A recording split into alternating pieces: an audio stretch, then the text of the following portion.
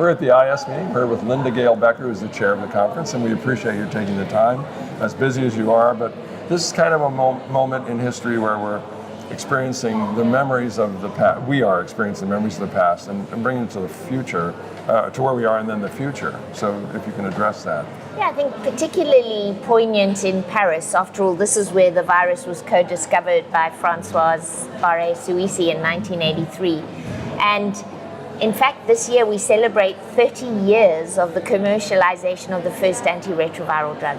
So there's no doubt that, you know, where we are today is squarely thanks to antiretroviral discovery, which really changed the face of the HIV epidemic. So now people can take treatment, live as long as their uninfected or HIV negative counterparts. And that's incredibly powerful. So you build from that.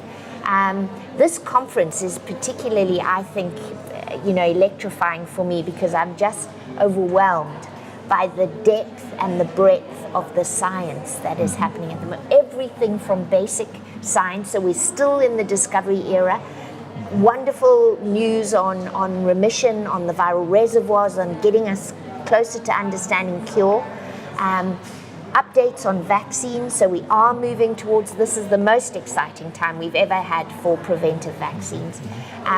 Through terrific antiretroviral clinical research, pre-exposure prophylaxis clinical research, and into social science. We've certainly seen quite a lot of behavioral science, but then even more exciting translational science. So, how do we do this? How do we scale up? How do we get the drugs out there? How do we get to 90-90-90?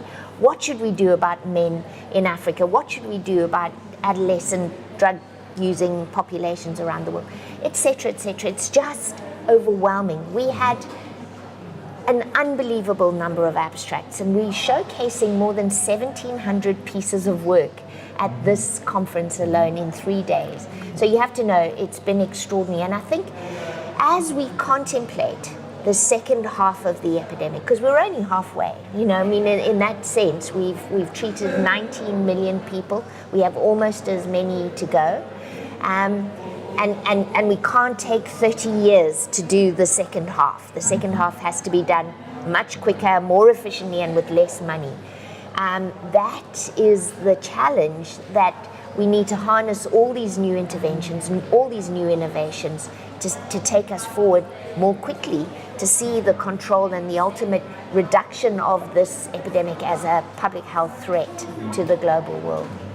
And your position, being the chair of the conference, is to introduce a lot of the panels, and you've had that opportunity, and I'm sure you've been involved with some of the panels, and that's what gives you the excitement. Absolutely. Moving forward, we look at more hope than we came out of almost any conference. Yes. In many years. Yes, yeah. I think so. I think we have to be optimistic. There's some real challenges. Money, we have to keep the advocacy going. We can't do this without resources, so we've got to keep our advocacy up for resources, and so that goes on. We're a powerful voice, and I know there's a number of them at this conference, and we look at Michel Kazaskine, for instance. I talked to the gentleman who was here, who was an IDU drug user, and he said, I know Michel because he's helping so much. There's a lot of help that's coming from powerful people who are able to make a difference, and we need more of it. We need more of that. Indeed. Thank you. Thank you very much. I appreciate it. Absolute pleasure.